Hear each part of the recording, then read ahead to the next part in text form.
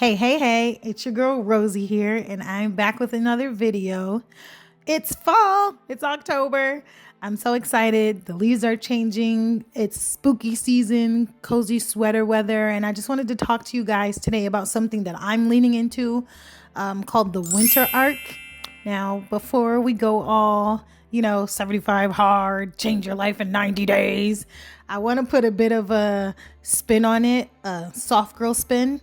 I'm not sure if you're like me, but I do suffer from mental illness. And I know this is the time where a lot of people suffer from seasonal depression as well. So we are going to soft girl our way into a winter arc. Also, I am very sorry if you can hear there is construction going on. I'm hoping that it's not being picked up, but if it is, I'm sorry. But I just really wanted to get this video out to you guys. I had just been bubbling to film it and the idea came to me. So I'm like, I need to film this ASAP. So most of you guys are probably wondering, well, if you live under a rock and you're not on TikTok or YouTube and you haven't seen the winter arc, it's this phenomenon where you use the time period from October to January, 90 days or 60 days. And you kind of, change your life in 90 days. You go hard, you go extreme, you set a schedule, you work out every day, you eat right, you do all of that. And while that is really great, and that is definitely something that I would like to do, it just seems a bit intimidating the way I've seen it framed for me personally. And I just wanted to put a soft girl spin on it. So we are going to be revamping our lives, revamping our mindset, and, leveling up for the next year.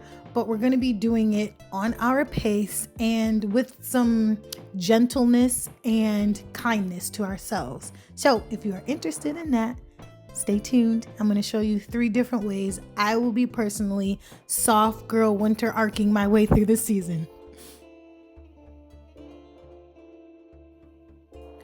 One thing that I think is very important for change is goals and intentions. And while goals are really awesome, I kind of am leaning more into the how do I feel and how do I set intentions for how I want to feel. So, for an example, instead of me saying I'm going to wake up every day at 5 a.m. and work out, I'm going to say, I would like to feel healthy and I'm going to set the intention to move my body every day.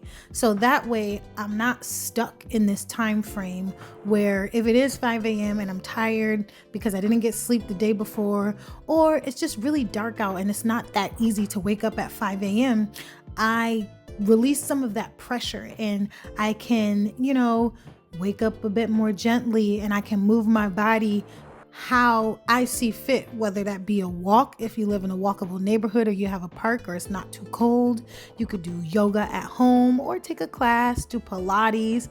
You just set the intention to make sure that every day in some way you move your body. So if you are a gym person and that is going to the gym 3, 4, 5 times a week, that is totally cool. But if you are someone who is more like me, who is building up this skill set, like of working out every day, set that intention to make sure you're moving your body so it releases the pressure and you don't feel as bad if maybe one day you weren't able to make it to your gym session.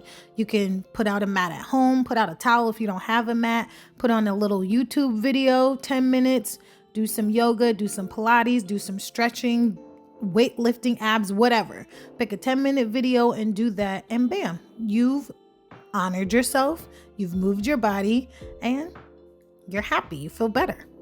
The idea with setting intentions instead of goals is to make it feel fun and flexible and like something you will actually be able to do and repeatedly do every day, so it doesn't seem like a chore if that is something that is hard for you. It's to make it flexible and to make it fun and to make it so you actually end up achieving the intentions or goals that you have for yourself.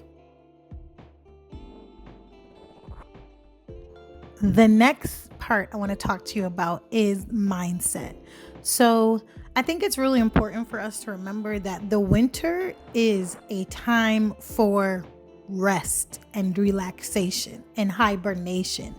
And while it is really great that you do want to make some changes, that you would like to accomplish some things, I do think it is very important to remember that this is a season to rest. This could be a season for you to be still. This could be a season for you to just be intentional about what you are taking on.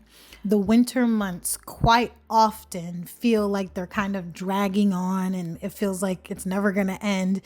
And when you're in that like sloth like mindset of slow, nothing's happening, you get bored and you get restless. So if we shift our mindset to like, oh, this is a time that I am supposed to be resting. This is a time that I am supposed to be, you know, amping up my self-care, maintaining my health, and just taking it a bit slow, then I think that helps you push through when it is darker, when it is colder, when you do feel lonely, because you know in your head, which would translate to how you feel, that like, I am supposed to be taking it slow. I am supposed to be resting. I am supposed to give myself grace during this time, because just like nature, which we're nature, you need a time to rest and a time to rebuild and a time to reframe things. So I think keeping in mind that this is a slow season will help you also slowly get to your goals. Like, it's not a race, it's not a marathon. You didn't have to be there yesterday. You're going to arrive exactly on time when you're supposed to arrive. And the only way you're going to do that is if you remember that there are seasons for everything and we are entering into a season of rest. So take that bubble bath, put on that face mask, watch that movie, bake that cake, bake the bread, do a simmer pot. Just take some time to relax and, be present in the moment. The last thing I want to talk to you guys about is routine. And I actually have a video coming up on the ways that I'm managing a routine for myself during this period. And I think that it's very important to keep your routine simple if you can.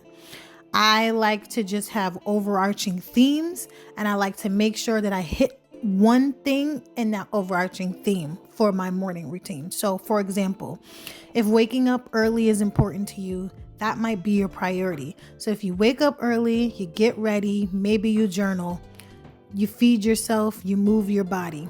Those are all great to do, but I think that it's important to find one aspect that is the most important to you, build upon that aspect, get that aspect locked down. So if it's waking up early, get waking up early locked down, maybe for like a week or two.